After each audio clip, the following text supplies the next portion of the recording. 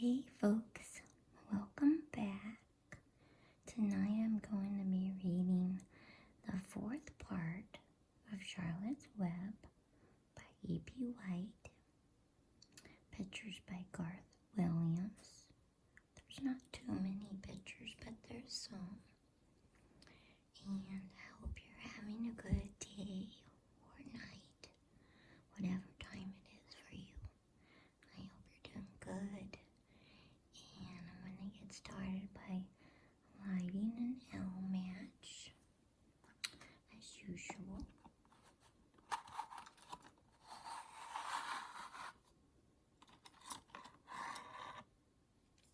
And I'm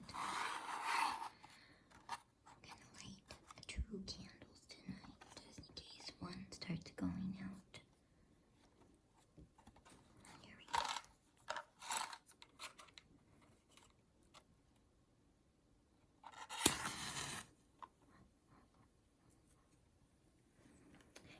And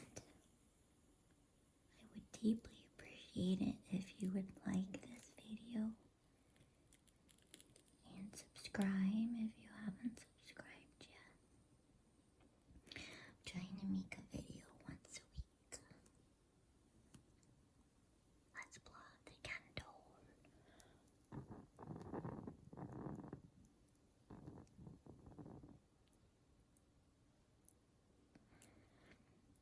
And this candle's already being kind of lame, huh?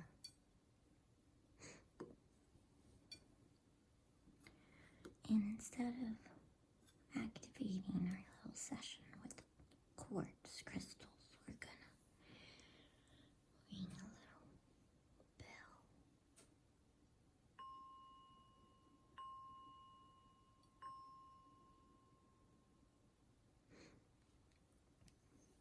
So here we go.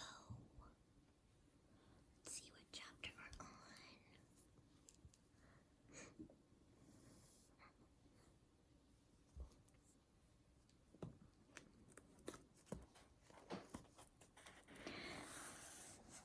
And if there's another children's story that you think would be a good idea for me to read, you can leave that in the comments below, and I will consider it.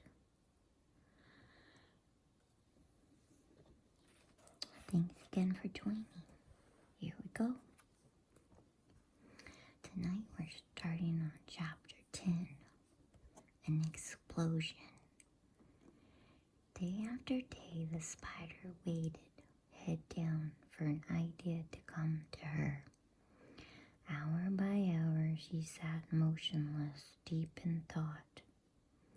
Having promised Wilbur that she would save his life, she was determined to keep her promise. Charlotte was naturally patient. She knew from experience that if she waited long enough, a fly would come to her web, and she felt sure that if she thought long enough about Wilbur's problem, an idea would come to her mind. Finally, one morning, toward the middle of July, the idea came. Why, how perfectly simple, she said to herself. The way to save Wilbur's life is to play a trick on Zuckerman. If I can fool a bug, thought Charlotte, I can surely fool a man. People are not as smart as bugs.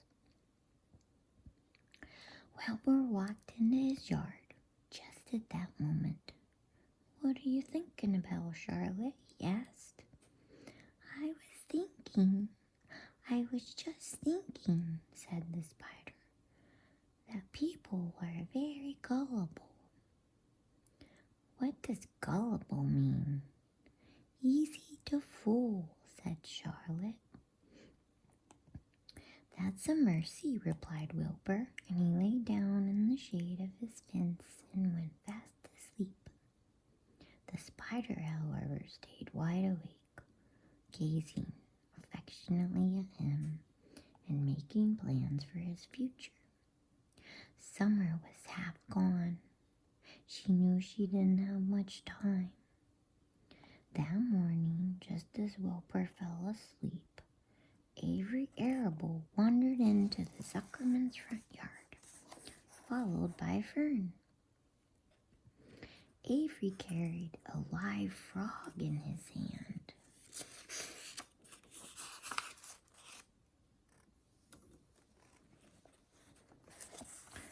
if I can fix this candle. Fern had a crown of daisies in her hair. The children ran for the kitchen. Just in time for a piece of blueberry pie, said Mrs. Zuckerman. Look at my frog, said Avery, placing the frog on the drain board and holding out his hand for pie. Take that thing out of here, said Mrs. Zuckerman. He's hot, said Fern. He's almost dead, that frog. He is not, said Avery. He lets me scratch him between the eyes. The frog jumped and landed in Mrs. Zuckerman's dishpan full of soapy water. You're getting your pie on you, said Fern. Can I look for eggs in the hen house, Aunt Edith? Run outdoors, both of you, and don't bother the hens. It's getting all over everything, shouted Fern. His pie is all over its front. Come on, frog, cried Avery. He scooped up his frog. The frog kicked, splashing soapy water onto the blueberry pie. Another crisis, groaned Fern. Let's swing in the swing, said Avery. The children ran to the barn. Mr. Zuckerman had the best swing in the county. It was a single long piece of heavy rope tied to the beam over the north doorway. At the bottom end of the rope was a fat knot to sit on. It was arranged so that you could swing without being pushed. You climbed a ladder to the hayloft. Then, holding the rope, you stood at the edge and looked down and were scared and dizzy. Then you straddled the knot so that it acted as a seat. Then you got up all your nerve, took a deep breath, and jumped. For a second, you seemed to be falling to the barn floor far below. But then suddenly, the rope would begin to catch you and you would sail through the barn door going a mile a minute, with the wind whistling in your eyes and ears and hair. Then you would zoom upward into the sky and look up at the clouds, and the rope would twist, and you would twist and turn with the rope. Then you would drop down, down, down out of the sky and come sailing back into the barn, almost into the hayloft, then sail out again, not quite so far this time, then in again, not quite so high, then out again, then in again, then out, then in. And then you jump off and fall down and let somebody else try. Mothers for miles around worried about Zuckerman's swing. They feared some child would fall off, but no child ever did. Children almost always hang on to things tighter than their parents think they will. Avery put the frog in his pocket and climbed to the hayloft. The last time I swung in this swing, I almost crashed into a barn swallow, he yelled. Take the frog out, ordered Fern. Oh, there's a picture of the rope. The rope swing.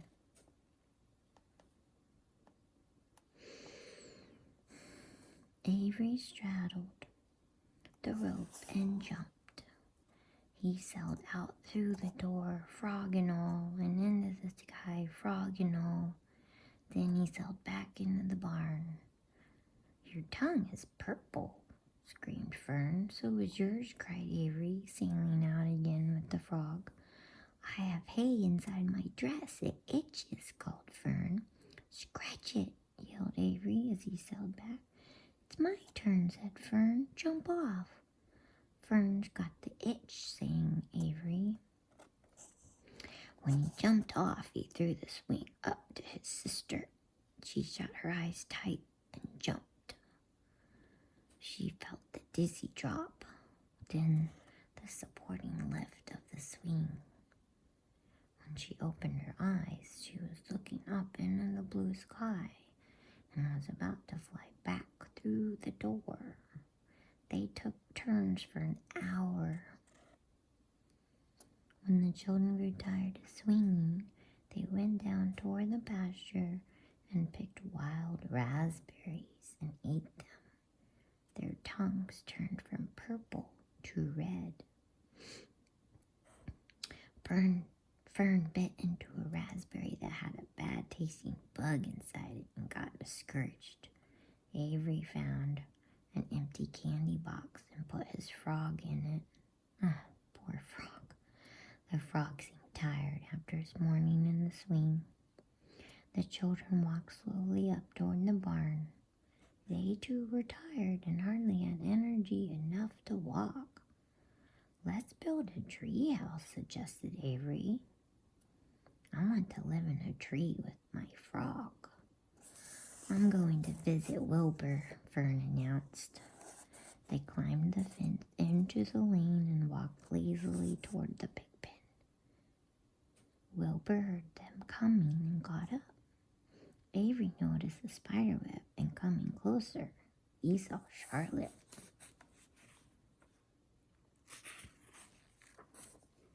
Hey, look at that big spider, he said. It's tremendous.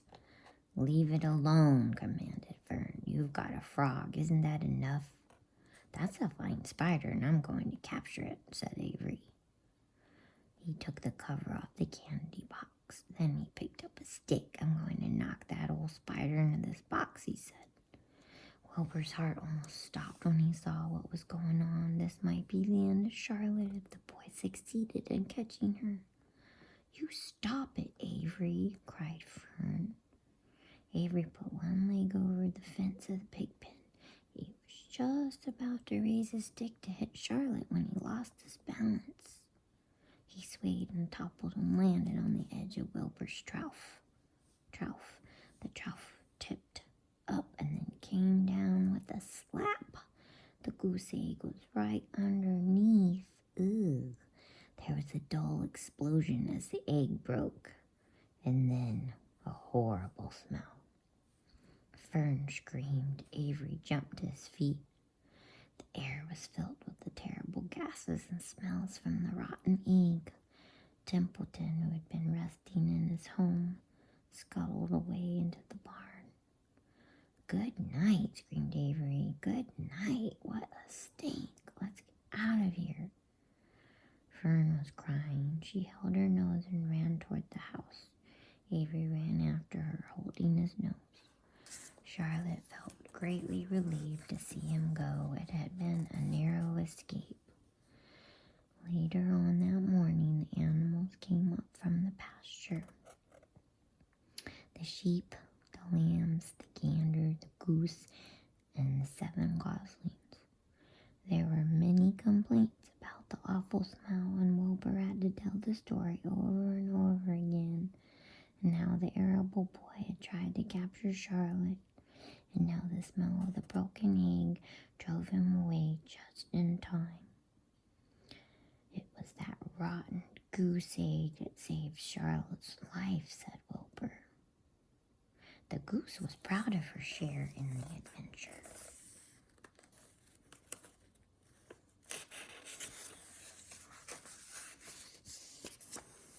I'm delighted that the egg never hatched, she gabbled.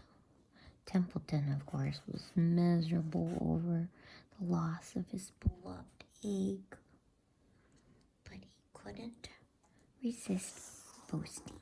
It pays to save things, he said in his surly voice.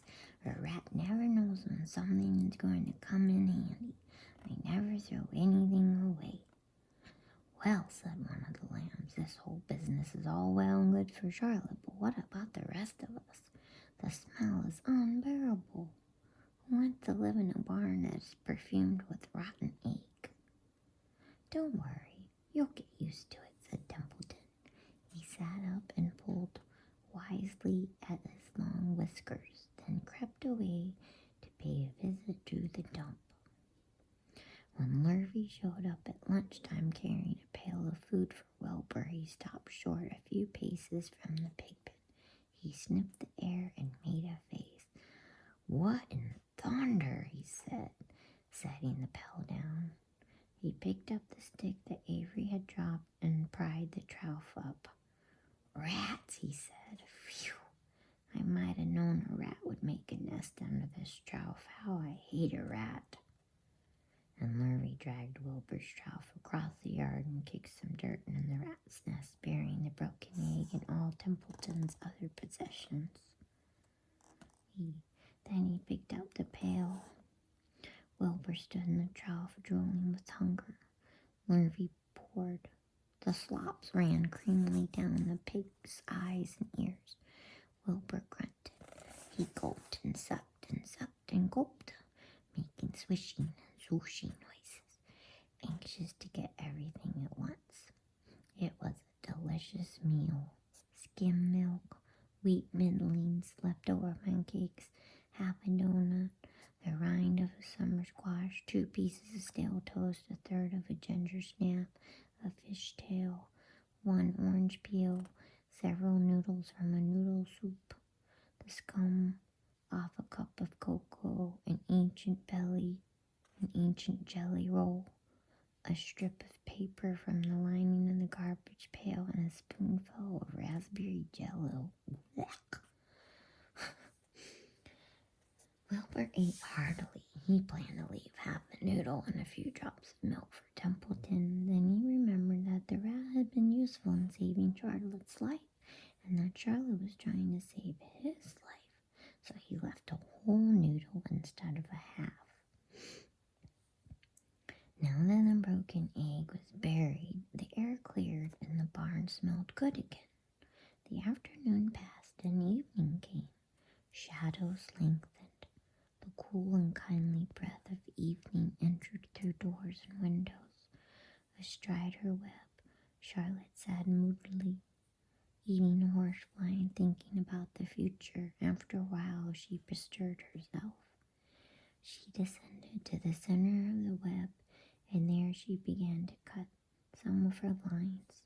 She worked slowly but steadily while the other creatures drowsed. None of the others, not even the goose, noticed that she was at work. Deep in his soft bed, Wilbur snoozed over in their favorite corner. The goslings whistled at night song. Charlotte tore a section out of her web, leaving an open space in the middle. Then she started weaving something to take the place of the threads she had removed. When Templeton got back from the dump around midnight, the spider was still at work. I think we're going to read another chapter.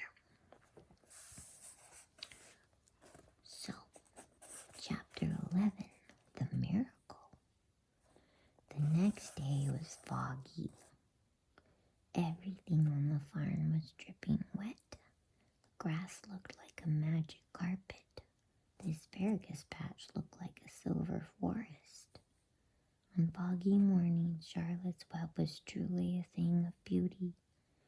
This morning, each thin strand was decorated with dozens of tiny beads of water. The web glistened in the light and made a pattern of loveliness and mystery like a delicate veil. Even Lofi, who wasn't particularly interested in beauty, noticed the web when he came with the pig's breakfast. He noted how clearly it showed up, and he noted how big and carefully built it was. And then he took another look, and he saw something that made him set his bell down. There, in the center of the web, neatly woven in block letters, was a message. It said, "Some pig." Lofi felt weak. He brushed his hand across his eyes and stared harder at Charlotte's web.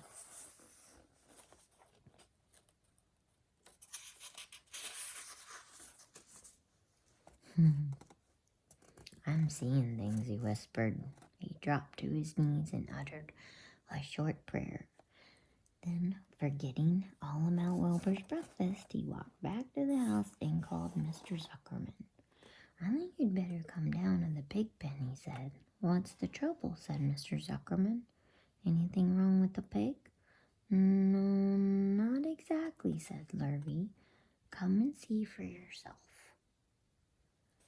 The two men walked silently down to Wilbur's yard. Lofi pointed to the spider's web. "Do you see what I see?" he asked. Zuckerman stared at the writing on the web. Then he murmured the words, "Some pig." Then he looked at Lofi. Then they both began to tremble. Charlotte, sleepy after her night's exertions, smiled as she watched. Wilbur came and stood directly under the web. "Some pig," muttered Lofi in a low voice. "Some pig," whispered Mr. Zuckerman. They stared for a long time at Wilbur. Then they stared at Charlotte. "You don't suppose that spider," began Mr. Zuckerman, but he shook his head and didn't finish the sentence. Instead, he walked solemnly back up to the house and spoke to his wife. "Edith, something has happened," he said in a weak voice. He went in the living room and sat down, and Mrs. Zuckerman followed. "I've got something to tell you, Edith," he said. "You better sit down." Mrs. Zuckerman sank into a chair. She looked pale and frightened. "Edith," he said, trying to keep his voice steady, "I think you had best be told that we have a very unusual pig."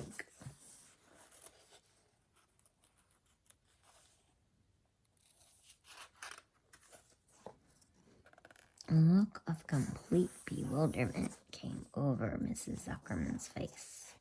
"Homer Zuckerman, what in the world are you talking about?" she said. "This is a very serious thing, Edith," he replied. "Our pig is completely out of the ordinary."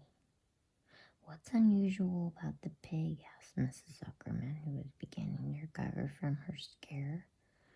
"Well, I don't really know yet," said Mrs. Zuckerman, "but we have received a sign, Edith, a mysterious sign. A miracle has happened on this farm.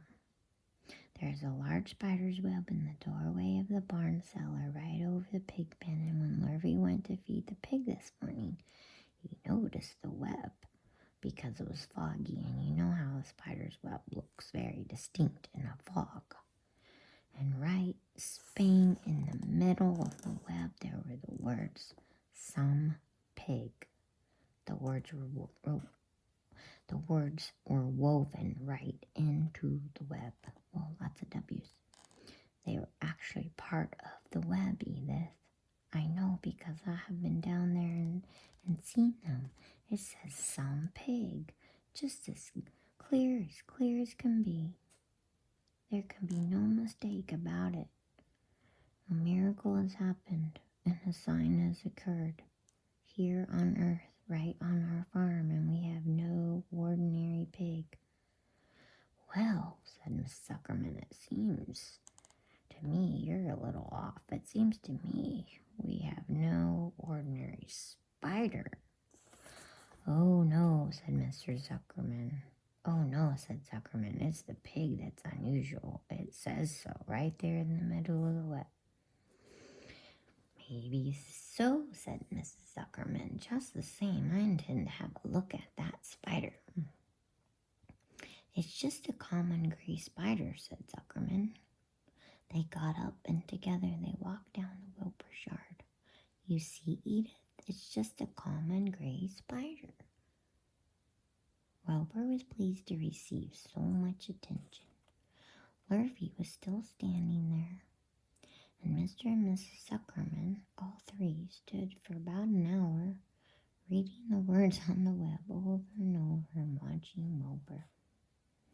Charlotte was delighted with the way her trick was working. She sat without moving a muscle and listened to the conversation of the people. When a small fly blundered in the web just beyond the word pig, Charlotte dropped quickly down, rolled the fly up, and carried it out of the way. After a while, the fog lifted. The web dried off, and the words didn't show up so plainly. The Zuckermans and Lofi walked back to the house. Just before they left the pig pen, Mr. Zuckerman took one last look at Wilbur. "You know," he said in an important voice, "I have thought all along that pig of ours was an extra good one. He's a solid pig. That pig is as solid as they come."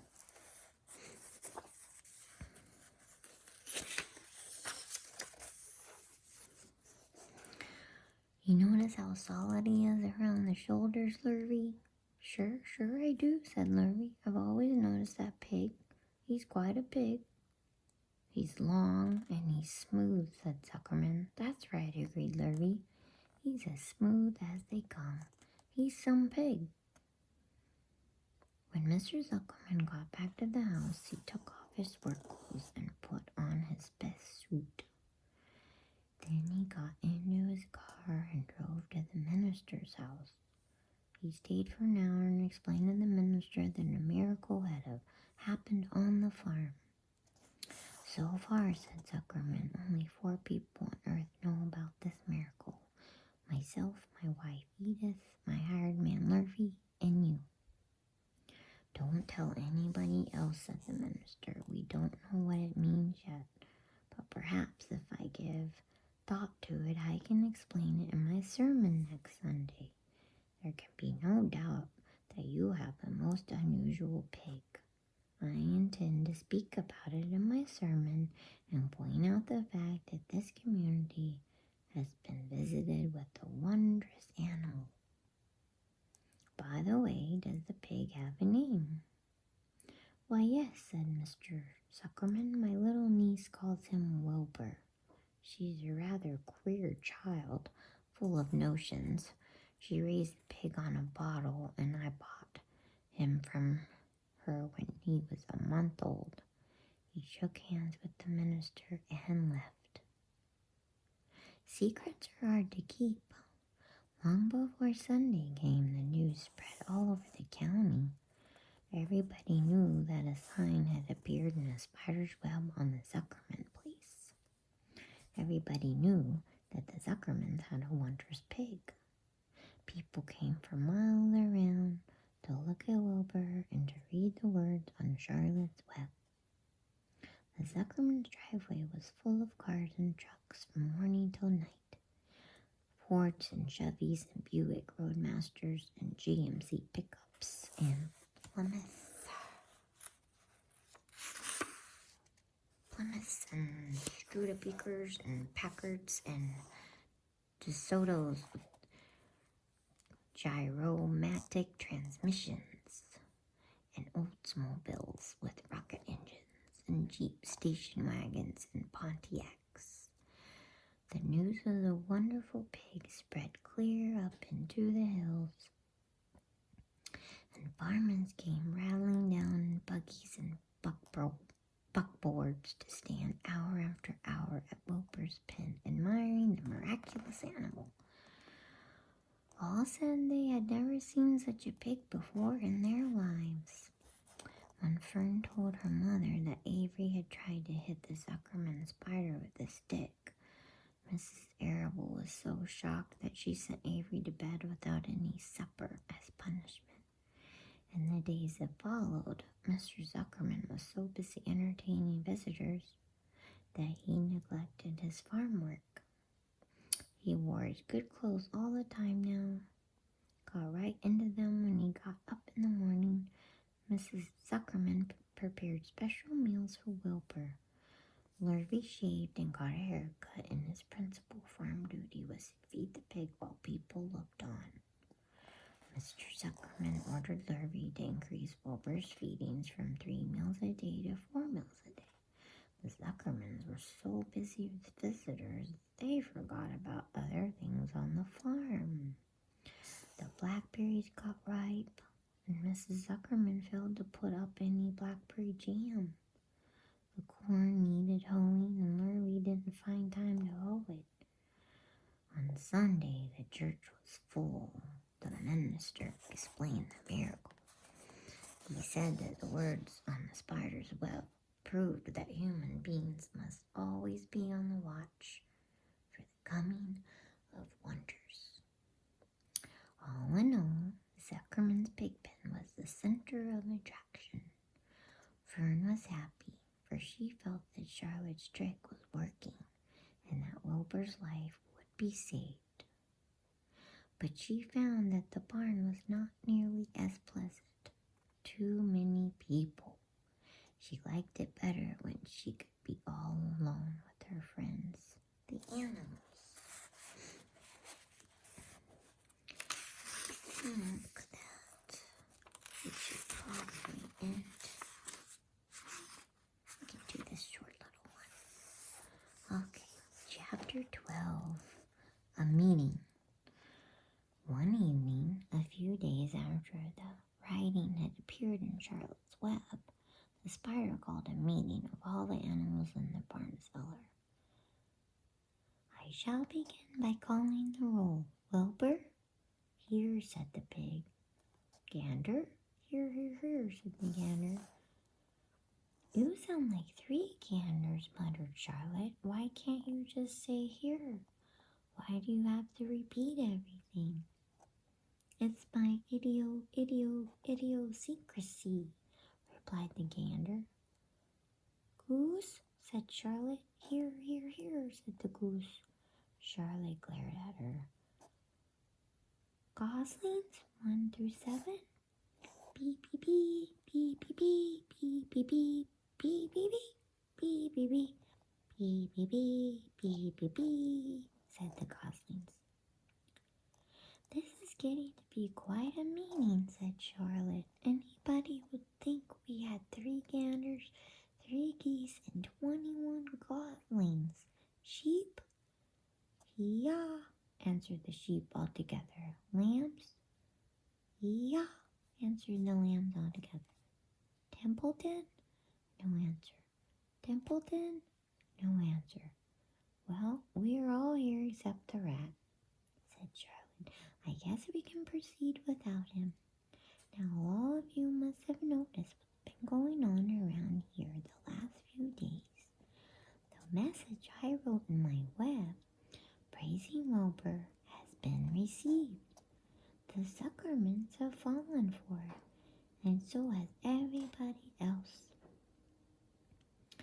Zuckerman thinks Wilbur is an unusual pig, and therefore he won't want to kill him and eat him. I dare say my trick will work, and Wilbur's life can be saved. Hooray! Cried everybody.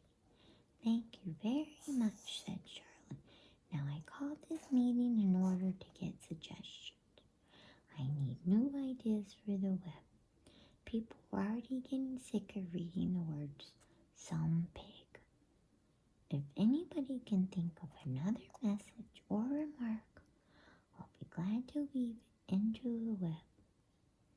Any suggestions for a new slogan? How about Pig Supreme? Asked one of the lambs.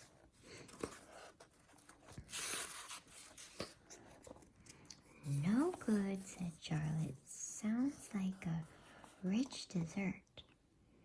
How about terrific, terrific, terrific? Asked the goose. Cut that down to 1 terrific, and it will do very nicely, said Charlotte.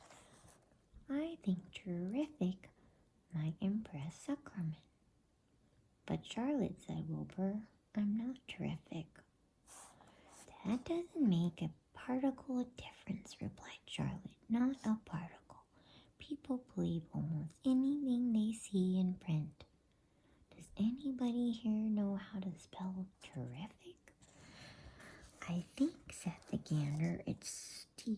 double T double E double R R double R R double I double F F double I double C C C C. What kind of an acrobat do you think I am? Said Charlotte in disgust. I would have to say St. Vitus's dance to weave a word like that into my web. I don't know what that means. I would have to have St. Vitus's dance to weave a word like that into my web. Sorry, said the gander. Then the oldest sheep spoke up. I agree that there should be something new written in the web if Wilbur's life is to be saved. And if Charlotte needs help in finding words, I think she can get it from our friend Templeton. The rat visits the dump regularly and has access to old magazines. He can tear out bits of advertisements and bring them up here to the barn cellar so that Charlotte can have something to copy. Good idea, said Charlotte, but I'm not sure Templeton will be willing to help. You know how he is, always looking out for himself, never thinking of the other fellow. I bet I can get him to help, said the old sheep. I'll appeal to his baser instincts, of which he has plenty. Here he comes now. Everybody keep quiet while I put the matter up to him. The rat entered the barn the way he always did, creeping along close to the wall. What's up? He asked, seeing the animals assembled. We're holding a director's meeting, replied the old sheep. Well, break it up, said Pendleton. Meetings bore me, and the rat began to climb a rope that hung against the wall. Look, said the old sheep, next time you go to the dump, Templeton, bring back a clipping from a magazine. Charlotte needs new ideas so she can write messages in her web and say Wilbur's life. Let him die, said the rat. I should worry. You'll worry all right when next winter comes, said the sheep. You'll worry all right on a 0 morning next January when Wilbur is dead and nobody comes down here with a nice pail of warm slops to pour into the trough. Wilbur's leftover food is your chief source of supply, Templeton. You know that. Wilbur's food is your food. Therefore, Wilbur's destiny and your destiny are closely linked. If Wilbur is killed and his trough stands empty day after day, you'll grow so thin you can look right through your stomach and see objects on the other side. Templeton's whiskers quivered. Maybe you're right, he said gruffly. I'm making a trip to the dump tomorrow afternoon. I'll bring back a magazine clipping if I can find one. Thanks, said Charlotte. The meeting is now adjourned. I have a busy evening ahead of me. I've got to tear my web apart and write terrific. Wilbur blushed, but I'm not terrific, Charlotte. I'm just about average for a pig. You're terrific as far as I'm concerned, replied Charlotte sweetly. And that's what counts. You're my best friend, and I think you're sensational. Now stop arguing and go get some sleep. We're going to end it there. And next time we'll start on chapter 13, Good Progress. So that's it for part 4 of Charlotte's Web tonight. Thank you so much for joining me. And please subscribe if you haven't subscribed. Please like, comment, all that good stuff. I hope you have a really